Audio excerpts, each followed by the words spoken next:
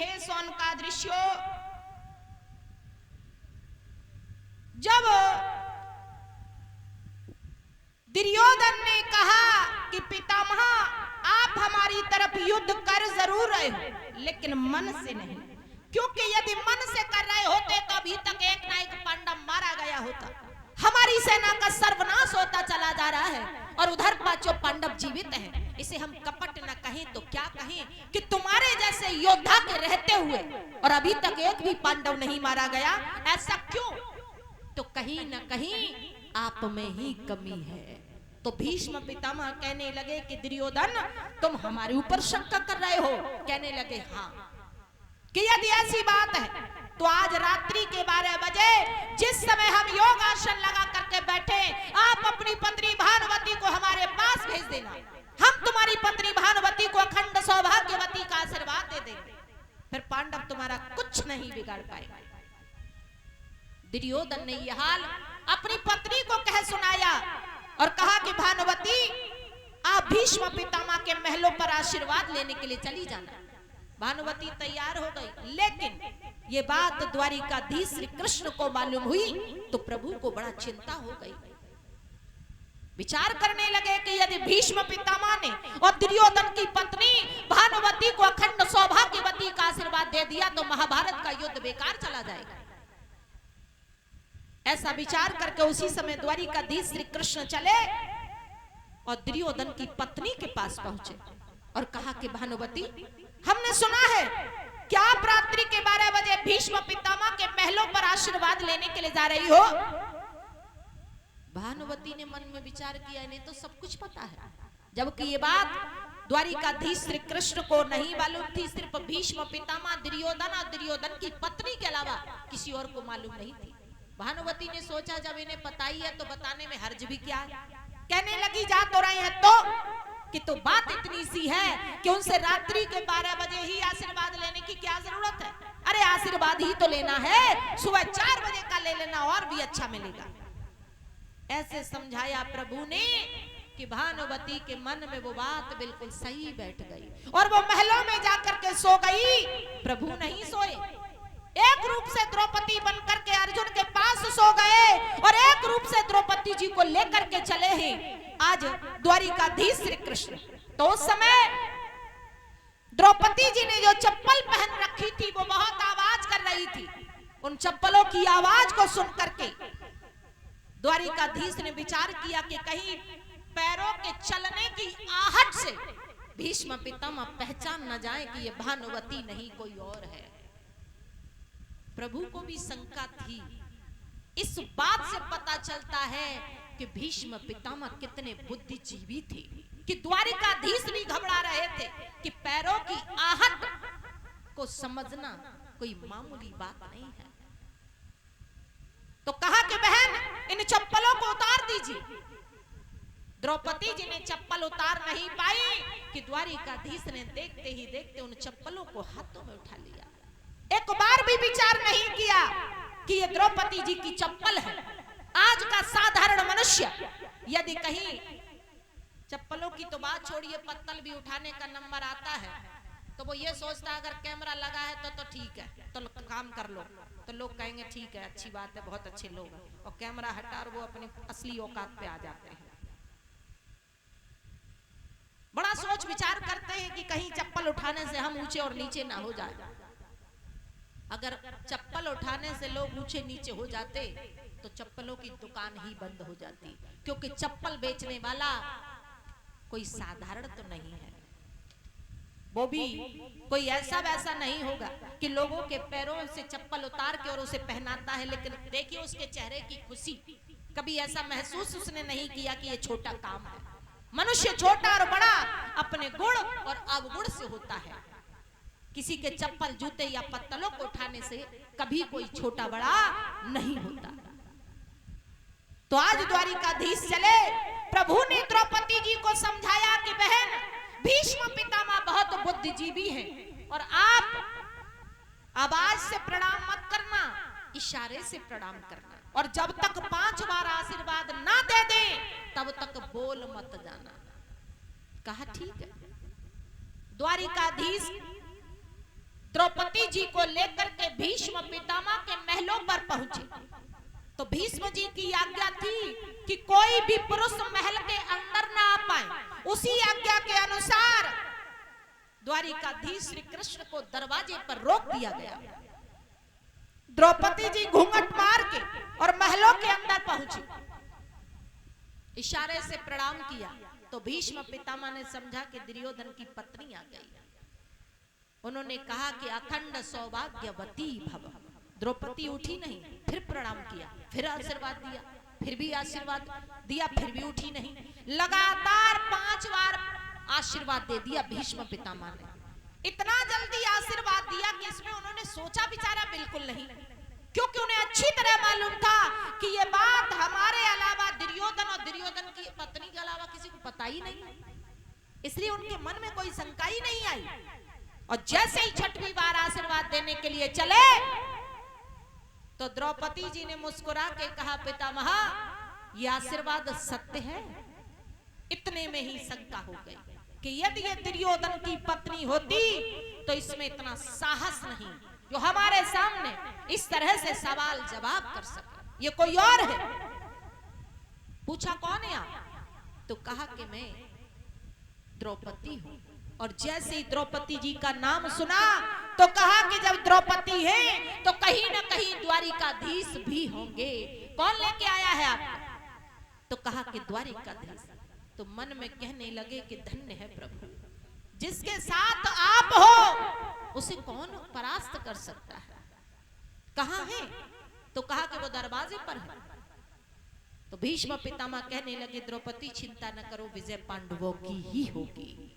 और दौड़ करके भीष्म पितामह दरवाजे पर आए, द्वारिकाधीश श्री कृष्ण को प्रणाम किया।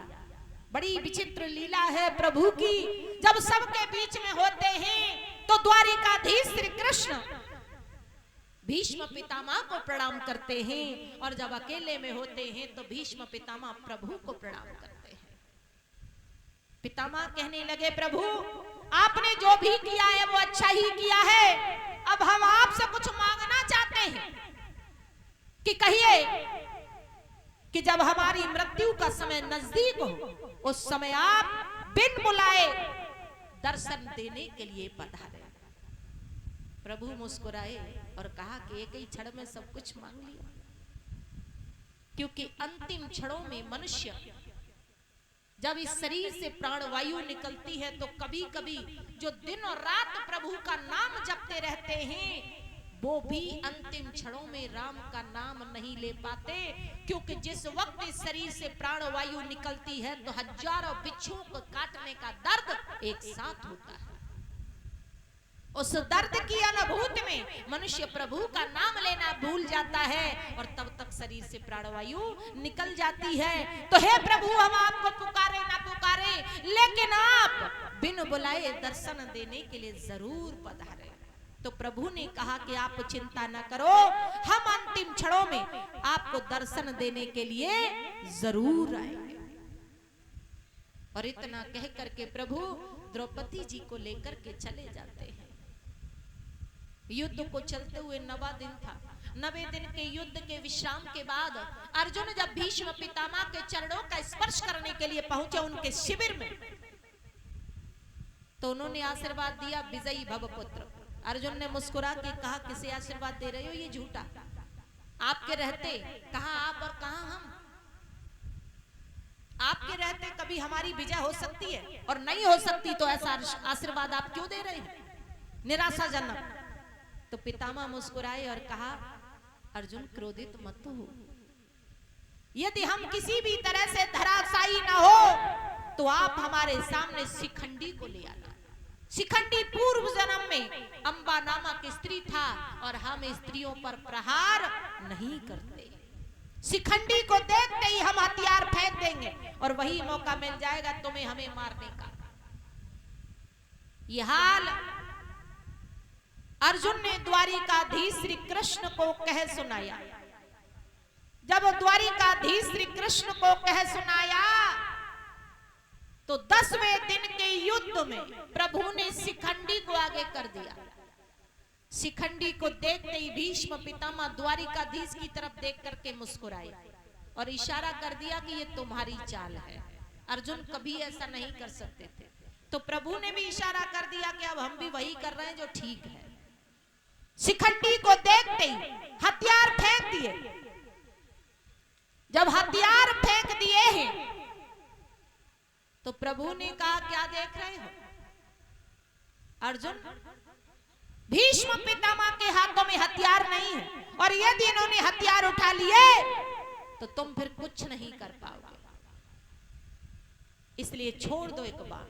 जैसे ही एक बाण छोड़ा, एक बाण के 100 बाण हो गए। भीष्म पितामह बाणों की सैया पर विराजमान हो गए।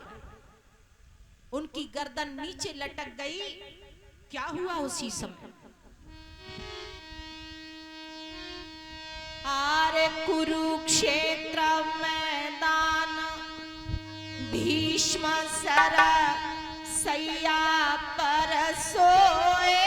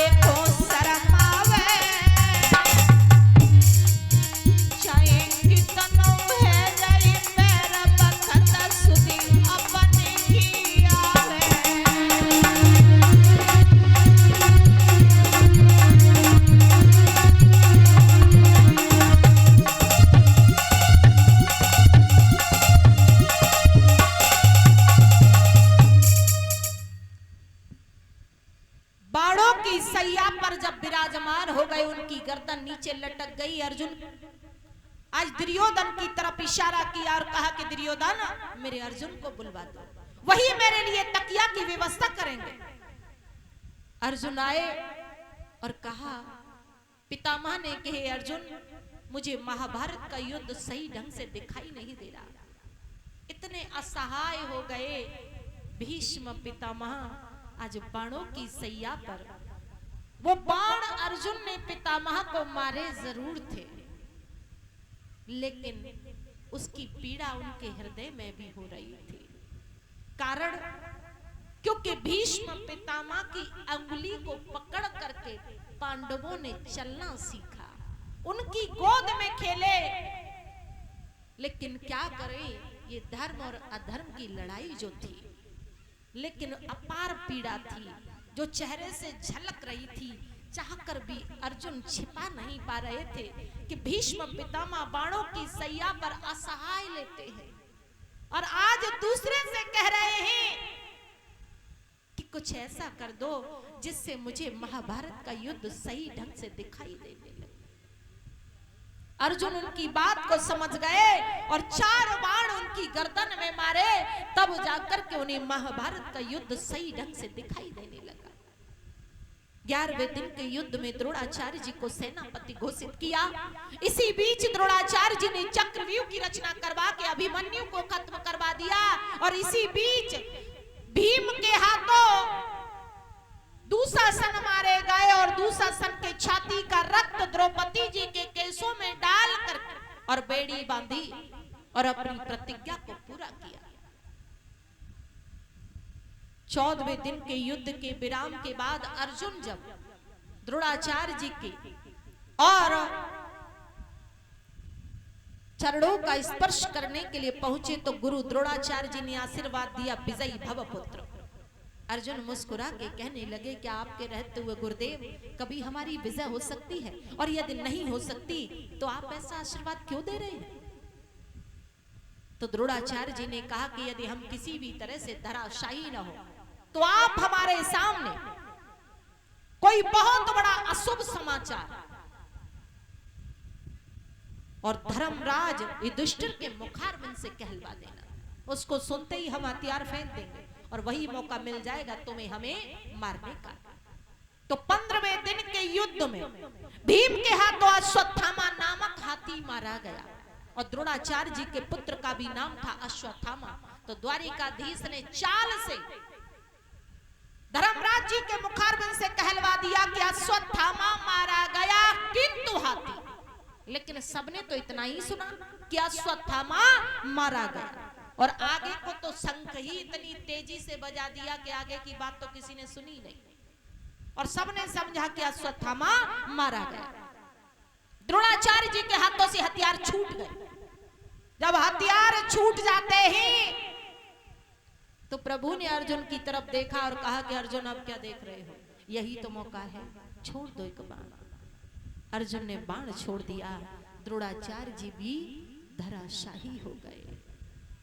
इसी बीच प्रभु ने चाल से इधर कर्ण से कवच कुंडलों को मंगवा लिया, अमोघ शक्ति दिलवा दी। इधर दुर्योधन ने 16वें दिन के युद्ध में कर्ण को सेनापति घोषित किया और कर्ण के पास पहुंचे और कहा कि हे कर्ण, हमारी सेना का सर्वनाश होता चला जा रहा है, उधर 5 पांडव जीवित हैं, ऐसा क्यों?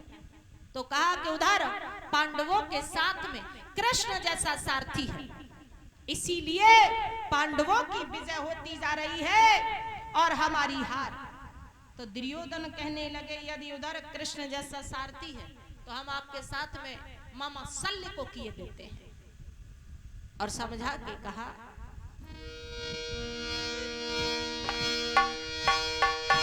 दुर्योधन ने कही मित्र क्यों दिल मेरे घबराई है, हम मामा शल्य को संग करे तेरे संग में करे लड़ाई है।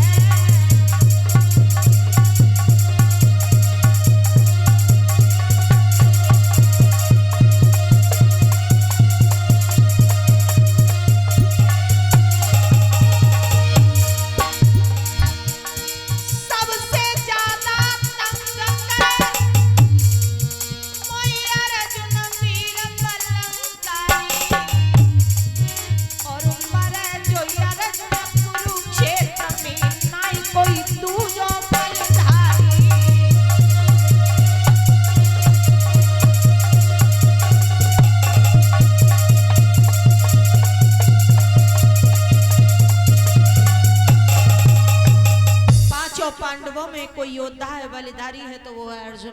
और यदि अर्जुन मारे जाए तो बाकियों को मारना तो बड़ा आसान है। कर्ण ने कहा, आप चिंता न करो, हमारे पास परशुराम जी के दिए हुए ऐसे बाण हैं, उन बाणों से बड़ी आसानी से हम मार सकते हैं। दुर्योधन प्रसन्न होकर के शिविर के लिए चले जाते हैं।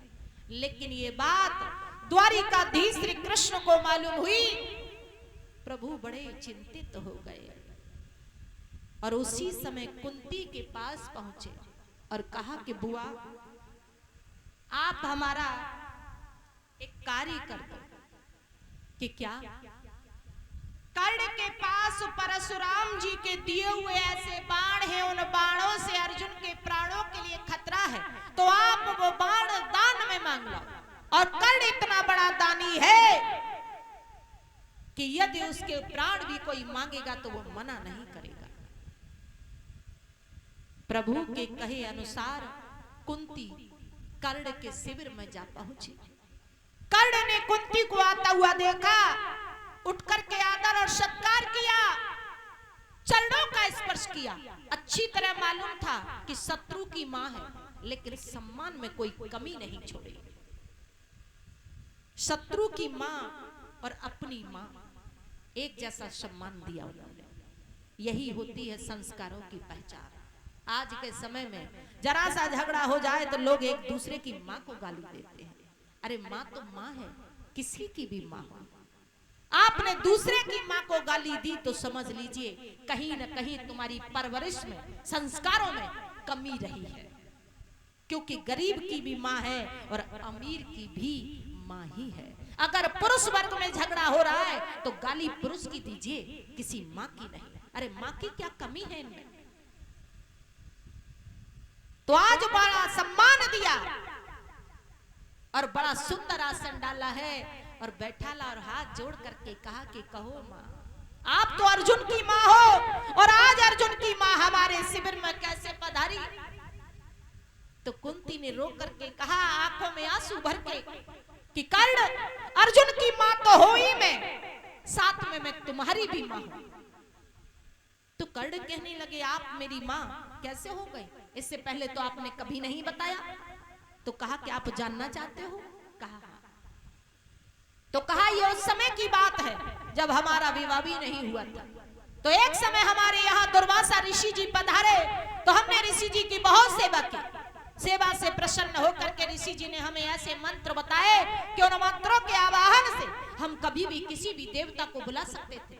उस समय हमने विचार नहीं किया और उन्हीं मंत्रों के आवाहन से सूर्य देव को बुला लिया। सूर्य देव की कृपा से आप हमारे गर्भ में आए, लेकिन लोक लाज की वजह से हमने तुम्हें जन्म देते ही नदी में बहा दिया। आप हमारे ही पुत्र हो। इन शब्दों को सुनकर के कर्ण के आंखों में आंसू आ गए और रो करके कर्ण कहने लगे कि मां, आप धन्य हो।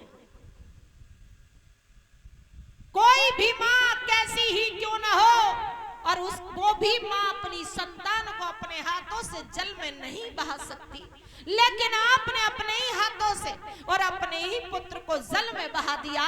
मां, आप धन्य हो। और रो करके कर्ण कहने लगे, मां,